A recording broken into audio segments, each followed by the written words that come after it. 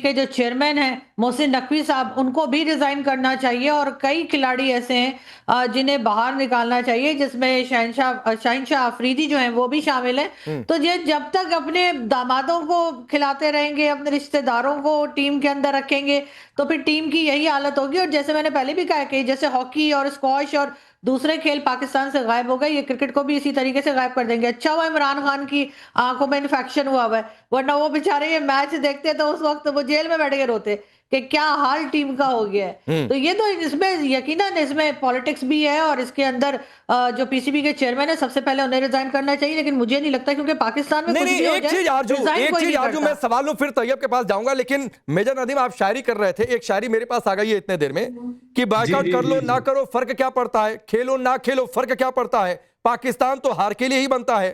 जब भारत उतरता है मैदान जंग या खेल के मैदान में, पाकिस्तान की हिम्मत जवाब दे जाती है हर रंग में।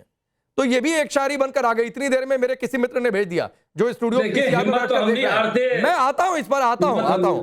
आरजू, आपने मोहसिन नकवी की बात की, आपको लगता है कि इस हार के लिए जो सबसे बड़ा जिम्मेदार आदमी है मोहसिन नकवी? मैच से एक दिन पहले मुनीर के इशारे पर गए, नहीं गए, चूंकि मंत्री भी है तो हम कह सकते हैं मुनीर के इशारे पर।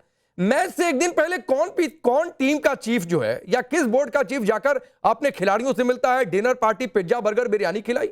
मैच से पहले टीम खेलेगी, पॉलिटिक्स सीखेगी, या फिर रिलैक्स होकर मैच की तैयारी करेगी? देखिए, शोएब अख्तर साहब जो काफी अच्छे हमारे क्रिकेटर रहे हैं, उनका भी एक क्लिप जो है वो काफी वायरल है कल से, और उसमें वो भी यही कह रहे हैं कि जाहिर है पीसीबी के जो चेयरमैन है, उन्होंने नाम नहीं लिया क्योंकि वो थोड़ा सा नाम लेते डर गए, मैं नाम ले लेती हूँ। मोहसिन नकवी साहब का कह रहे हैं वो कि उनको जब क्रिकेट का कुछ पता ही नहीं है, तो फिर वो क्रिकेट को कैसे संभालेंगे और कैसे आगे बढ़ाएंगे। बिल्कुल इसी तरीके से जिसको जो काम आता है वही रखना चाहिए, लेकिन यहाँ पर पर्ची चलती है और मेजर साहब से ज्यादा कौन जानता होगा कि पर्ची कहाँ से आती है। तो इसलिए आप लोग सभी को पता है कि पर्चियां जो आती हैं तो फिर तभी जो है वो लोग जो है वो अपनी अपनी पोजीशन पे पहुंच जाते हैं, चाहे उनको काम करना आए या ना आए। ठीक है, हमारे यहाँ पर्ची वोट की सूरत में डलती है जायज जगह के ऊपर, तो पर्ची का तो हमारे यहाँ क्रेडिबिलिटी है, वो पर्ची हम वोट बैंक में डालते हैं। नहीं ठीक है, वो पर्ची डालिए, लेकिन सरदार तैयब, मैं आपसे वही सवाल करता हूं जिसका काम उसी को सो है। एक तो पीसीबी चीफ मोहसिन नकवी को वहां होना चाहिए, नहीं होना चाहिए? एक लाइन का सवाल, क्या आपको लगता है कि पाकिस्तान की इस बुरी हालत का जिम्मेदार एकमात्र अगर कोई है तो सबसे बड़ा मोहसिन नकवी? अच्छा, मैं ये कहूंगा सबसे पहले तो देखें, खेल जो होता है ये कोई जंग तो होती नहीं है। पहले तो इंडिया वालों को अच्छा खेल पेश करने पर मैं मुबारकबाद देता हूं, और ये मैं आपको बताता हूं कि पाकिस्तान और इंडिया का मैच था, इसको आप जंग ना बनाएं। जंग में जो हमने धूल जताई है, आपको 10 दिहाड़े जो ट्रंप साहब आपको गिना गिना के जो है थकते नहीं है। अमेरिका के प्रेसिडेंट कहते हैं कि जो है वो इंडिया के 10 दिहाड़े गिर गए हैं। आपकी वो धूल चिटाई हमने कि जंग के मैदान में भी हमने आपको सही धूल चिटाई है। जो खेल के मैच, अभी एक मैच हुआ है, अभी बाकी मैच रहते हैं तो ले रहे हैं, अभी तो सिर्फ एक मैच हुआ है। एक मैच नहीं हुआ, 8-1 हो गया। शिकस्त भी देंगे, एक मैच नहीं हुआ तैयब भाई, 8-1 हो गया। पूरी मुकम्मल आप कहां एक मैच के चक्कर में पड़े हैं? बात भी सुने, क्योंकि एक तो मुझे आपके सवाल की समझ आई नहीं कि आप क्या करें। आप लोगों की मसला आपका ये है कि आप लोग एक तो झूठ बहुत बोलते हैं अपने चैनल पर बैठ के, और अपना गोदी मीडिया जो आपका है वो बिल्कुल एक अब इसमें भी झूठ है, काम करता है। अभी भी मेरी आवाज आपके टीवी पे नहीं जा रही होगी, अरे एकदम आ रही है आवाज, आप लाइव शो कर सके, एकदम टनाटन आवाज आ रही है, वैसे ही टनाटन आवाज आ रही है सरदार तैयब, जैसे वो आपके गन सैल्यूट करने वाले खिलाड़ी 0 पर तक से आउट होकर चल दिया भाई, वैसे ही टनाटन आवाज आ रही है। हर तरह से फेक न्यूज फैलाते हैं, चाहे वो इमरान साहब की तबीयत का मामला हो, चाहे वो क्रिकेट का मामला हो, चाहे वो जंग का मैदान हो। जंग के मैदान में आपने क्या ड्रामा किया जी, हम घुस गए, सेना घुस गया इंडिया पाकिस्तान में। किधर आपका सेना घुसा है? मुझे बताया ना, कहाँ आपकी सेना घुसी है? कहीं घुसी है आपकी सेना? और अभी आप अच्छा, एक तस्वीर जरा रखिए, मैं जंग की बात तो नहीं करना चाह रहा था, लेकिन आरजू एक टिप्पणी आपकी कर्नल शैलेंद्र भी इस बीच जुड़ गए हैं। कर्नल वर्मा, आता हूं, एक जरा वो तस्वीर रखिए, आसिम मुनीर की जर्मनी वाली तस्वीर जरा रखिए स्क्रीन पे, जर्मनी वाली तस्वीर जरा रखिए स्क्रीन पे, लाइए भाई जरा तस्वीर दिखाइए सरदार तैयब को। आपके इस फील्ड मार्शल मुनीर का क्या हुआ है जर्मनी के म्यूनिख में, इंडिया के ग्राउंड में आई कार्ड दिखाना पड़ा है कि देखो भैया हम ही आसिम मुनीर है, ये तस्वीर देखिए, रोक दिया कि कागज दिखाओ तब जाने देंगे। आरजू, ये क्या चल रहा है? ये मैंने आपके ही चैनल्स पे देखा है, और मुझे नहीं पता कि किस इवेंट में गए थे जहां कार्ड दिखाना पड़ गया है, लेकिन कोई बात नहीं, बड़े बड़े देशों में ऐसी छोटी छोटी बातें होती रहती हैं, क्या परेशानी आते हैं उसको आप जो है वो ऐसे लोगों को आप पैनल में बिठा देते हैं। अरे फिर वही बात है, ऐसे ही लोगों को पैनल में बिठा देते हैं, ऐसे ही लोग का करण, ऐसे ही लोगों का मतलब क्या होता है? ऐसे ही लोगों का मतलब क्या होता है? जिस मुनीर ने मोहसिन नकवी को भेजा, जो मोहसिन नकवी हार की सबसे बड़ी वजह बना, उसी मुनीर को अपना कागज दिखाना पड़ रहा है और इस पर सवाल पूछने पर इनको दिक्कत हो रही है। कोई आपने कोई देखिए, जहां उन्हें पता लगा पाकिस्तान से है कोई, तो उन्होंने तुरंत कहा भाई आईडी कार्ड दिखाओ, वहां से कई भिखारी भी आ जाते हैं, पॉकेट मार भी आ जाते हैं, कौन हो तुम? तो इसमें क्या बुरा है? और ये जो बोल रहे हैं तैयब, इनको पीछे खड़ा हुआ एक आदमी देख रहा है, कह रहे ये आया हुआ, कभी ये कैमरा के ऊपर कुछ फेंक दे रहे हैं, कभी इनकी तस्वीर छोटी हो जाती है, कभी बड़ी हो जाती है, एक नेट पे तो ये आ नहीं पा रहे ढंग से, इनका इंटरनेट चल नहीं रहा, कह रहे हमने हवाई जहाज गिरा दिए, हमने ये कर दिया, वो कर दिया। अरे भाई तुम आ जाओ टीवी पे, आ जाओ ढंग से, तुम यही बहुत बड़ी कलाकारी है। ज्यादा देख रहा है कि देखो हमारा ये आया हुआ है टीवी पे किस तरह से आ रहा है, हाथ पैर तक तो हिला नहीं पा रहे हो टीवी पे, नेट कनेक्शन तुम्हारा तगड़ा है नहीं, क्या हवाई जहाज वगैरह उड़ाओगे भाई? खाने के लिए रोटी दो इनको अब ये गॉन केस हो चुके हैं राकेश भाई, अब ये वो हालत पे पहुंच गए कि इससे नीचे हम क्या जाएंगे, हमारे पास हारने को कुछ है नहीं। देखो फिर आ गया करीब, एकदम कैमरा के मुंह पे आ गया ये, अब इसकी क्या हालत है? आप नहीं नहीं, चलिए करण वर्मा, नहीं ठीक है, उनके अपने लोग इतना रोस्ट कर रहे हैं, आप थोड़ा तो छोड़ दीजिए, नेटवर्क की दिक्कत आप समझा करिए, थोड़ा तो आपको एक गुंजाइश देनी पड़ेगी। आपकी इंफॉर्मेशन के लिए ये डिफेंस मीट थी, म्यूनिक में डिफेंस मीट थी, जिसमें आसिम मुनीर पहुंचे हुए थे और पहले कहा गया कागज दिखाएंगे फिर अंदर जाने देंगे। तकलीफ है, ये डिफेंस मीट थी। खैर, तकलीफ है अब्बासी साहब, तकलीफ की तो हम रुक जाइए। अब्बासी साहब, क्या आप मानेंगे मुनीर के इस प्यादे ने हरवा दिया आपकी पाकिस्तान टीम को? वो आप भूल गए हैं। जी, बिस्मिल्लाहिर्रहमानिर्रहीम। सबसे पहले तो इंडिया को क्रिकेट मैच की जीत के ऊपर मुबारकबाद। हम बड़े ज़र्फ वाले लोग हैं, हम जहां शिकस्त होती है उसे भी तस्लीम करते हैं और जहां जंग में हमें कामयाबी मिलती है तो हम उसको भी सेलिब्रेट करते हैं। बाकी किसी को रोकना ना रोकना, आप शक्तिमान है, आपके पास ऐसी शक्ति है कि आप लाहौर की बंदरगाह को फतह कर सकते हैं, तो मेरे ख्याल में इस तरह की खबर बनाना आपके लिए कोई टेंशन वाली बात नहीं है। मैं आपसे पूछ रहा हूं कि भाई ये मोहसिन नकवी को हार की वजह मानते हैं कि नहीं मानते हैं? पिज्जा बर्गर मैच से एक दिन पहले खिलाया खिलाड़ियों को। सर, खेल में हार जीत लगी रहती है, आप अच्छा खेले आप जीत गए, हम बुरा खेले हार गए, बस सिंपल सी बात है। इसमें तो कोई, मैं नहीं समझता कि इतनी कोई लंबी चौड़ी बात है। तो आपने अच्छा खेला, आप जीत गए, आपको मुबारकबाद। तो इंशाल्लाह नेक्स्ट टाइम हम ट्राई करेंगे और अगर हम अच्छा खेले तो यकीनी तौर पे हम जीतेंगे इंशाल्लाह। चलिए ठीक है। अब कर्नल सर, मैं पूछ रहा हूं कि मोहसिन नकवी, मतलब मैच से एक दिन पहले आप भी आर्मी में रहे, मतलब पिज्जा बर्गर बिरयानी खाकर फिटनेस तो नहीं हो सकती है। मैच से एक दिन पहले पिज्जा बर्गर बिरयानी खिला दिया, खिलाड़ियों से मीटिंग कर ली। मैं पूछ रहा हूं क्या इससे प्रेशर में आई कि नहीं पाकिस्तानी टीम? ये कह रहे हैं कि ये बंदरगाह, वो बंदरगाह, ये जंगे मैदान। जय हिंद, नमस्कार राकेश जी। पैनलिस्ट जो पाकिस्तान के हैं, मैं उनसे ये ज़रूर कहना चाहूँगा, आप मेरे दुश्मन नहीं हो, मुझे आपसे नफ़रत भी नहीं है। आप ये गेम नहीं हारे हैं, आपका सिस्टम ये गेम हारा है। जो आपका सिस्टम इसके पीछे चल रहा है ना, वो गेम हारा है।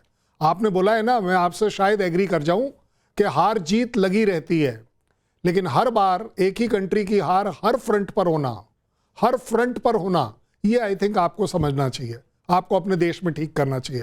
ये बड़ी सीरियस सी बात कर रहा हूं, आपको नहीं समझ आएगी।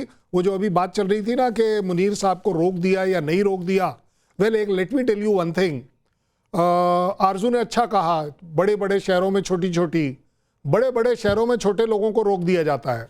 कुछ लोग अपने आप को अपने देश में देश से बड़ा समझ रहे हैं, उनको इस तरह के रियलिस्टिक चेक मिलने चाहिए, क्योंकि आपकी आर्मी के पास एक देश है जिसका नाम है पाकिस्तान। पाकिस्तान के पास काश आर्मी होता तो इस तरह की बात नहीं होती। आज तक मैंने कभी कहीं किसी फोरम में, स्पेशली सिक्योरिटी फोरम में, कभी नहीं देखा, सुना या सोचा कि किसी चीफ को या आपके हिसाब से फील्ड मार्शल को या आपके सीडीएस को रोका जा सकता है और रोक कर आई कार्ड मांगा जा सकता है। बुराई कोई नहीं है, इसमें कोई बुराई नहीं है, लेकिन ज्यादा बड़ी बात यह है कि कल हमारे पास 2 पैनलिस्ट गेस्ट ऐसे थे, तीसरे ने हमारे को चैलेंज किया था कि मैं कल आपके शो पर फिर से आऊंगा और अपने बाल कटवा कर आऊंगा। तो आ ही नहीं, भाग गए। नदीम, हमने कितनी कोशिश की। नदीम क्या नदीम ने क्या? नदीम ने कहा, नदीम ने कहा, ये देखो बाल, नदीम ये देखो बाल, ये बाल दिख रहे हैं। अब मैं आप लोगों के लिए उस तरह जो है वो अमेज़न से ऑर्डर करूं या आप चाहेंगे? अरे नदीम भाई जरा म्यूट कर दीजिएगा, आप जो बोल रहे हैं म्यूट नहीं करके रखने का। ये देखो, ये रहे बाल। सर मैंने नहीं कहा। आपने नहीं कहा, मैंने कहा, देखो नाम लेना गलत। नदीम ये रहे बाल। कल आप आई विटनेस थे कल आप इस बात के आई विटनेस थे कि किसी ने कहा था कि बाल सिर पर नहीं रहेंगे। मैं उसको ब्लेम नहीं कर रहा हूं, लेकिन मैं आपको और आरजू काजमी साहिबा ने भी एक बड़ी अच्छी सी बात करी थी और मैंने दिल से उनका एग्रीमेंट किया था। And Nadeem is again a witness to it. हमने आरजू काजमी साहिबा को बोला था आपकी बात बिल्कुल मानी जाएगी, आपके तरफ से मैं आपके यहाँ पता नहीं क्यों अल्लाह आजकल आपकी सुनता नहीं है, लेकिन हमारे यहाँ का अल्लाह अभी भी सुनता है। मैं चाहूंगा आप बहुत अच्छा खेलें, लेकिन जीतेगा हिंदुस्तान। कल हमने नहीं, दिक्कत क्या है कि ये अभी भी वसीम अकरम, इमरान खान, शाहिद अफरीदी उस जमाने की टीम को अभी भी एज्यूम करके चल रहे हैं। वो टीम थी जो मैदान पर खेलती थी और जीतती भी थी, और जब जीतते थे तो देखकर अच्छा भी लगता था कि कोई तो ढंग से खेलकर जीता। लेकिन आपने सर रियलिटी चेक की बात की, मैं एक रियलिटी चेक कर देता हूं। मेरी आदत चूंकि बड़ी खतरनाक है इस मामले में। अभी अब्बासी जी ने थोड़ी देर पहले कहा कि आप तो लाहौर के बंदरगाह, लाहौर में बंदरगाह है क्या? थोड़ी मेरी जनरल नॉलेज बढ़ाइएगा। लाहौर से सी साइड मुझे लगता है कम से कम 1000 या 1100 किलोमीटर दूर है, अगर मैं गलत नहीं हूं तो। अब 1000 या 1100 किलोमीटर दूर अगर कोई बंदरगाह बना ले तो उस मुल्क का क्या होगा?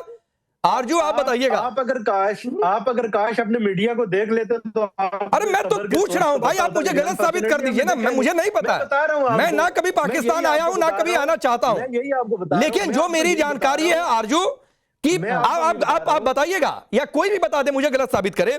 मेरी जानकारी है कि लाहौर से करीब 1000 या 1100 किलोमीटर दूर समुद्र है। लाहौर में कोई बंदरगाह नहीं है, एक ड्राई पोर्ट जरूर है जो सिर्फ क्लियरेंस और माल की आवाजाही के लिए उसका इस्तेमाल होता है। मेरी जानकारी है। कौन से ये पोर्ट की बात कर रहे हैं मुझे नहीं पता है। आरजू यही बता पाएंगे, इसलिए कि लाहौर में तो ऐसी कोई पोर्ट नहीं है, ना ही वहां पे कोई सी साइड वगैरह है। वो तो कराची की बात की जा रही थी और ये तो आप इन्हीं से पूछेंगे कहां पर है और किस तरह से इन्होंने बताया है। अब्बासी जी से पूछते हैं लाहौर में कौन सा पोर्ट है भाई, बताइए। सर मैं आपको बता देता हूँ, अफसोस ये है कि एक तो पढ़े लिखे नहीं है, दूसरा पढ़े लिखे पढ़ने लिखने की कोशिश नहीं करते। बता रहा हूँ आपके मीडिया ने इंडिया पाकिस्तान कॉन्फ्लिक्ट के दौरान ये रिपोर्ट किया कि हिंदुस्तान ने पाकिस्तान की बंदरगाह के ऊपर कब्जा किया है। तो मैंने आपको ये कहा कि आप अगर बंदरगाह जहाँ है तो सही बताओ भाई, लाहौर में कौन सा पोर्ट है? कराची बोलते तो फिर भी समझ में आता। सर यही तो मैं बता रहा हूँ, सर मैं यही बता रहा हूँ कि आपकी मीडिया ने इतना झूठ बोला कि ये बता दिया कि हमने लाहौर मीडिया ने झूठ बोला, मान ली बात, आप कैसे गलत हो गए जनाब? आपको गलत नहीं होना चाहिए था ना। हम तो ये बोल रहे हैं, पूरी नहीं सुनी, हम ये नहीं बोल रहे हैं। अब्बासी को बोलने दीजिए। अब्बासी हमने क्या दिखाया नहीं दिखाया वो छोड़ दो भाई साइड में। आप बताओ लाहौर में कोई पोर्ट है, हाँ या ना?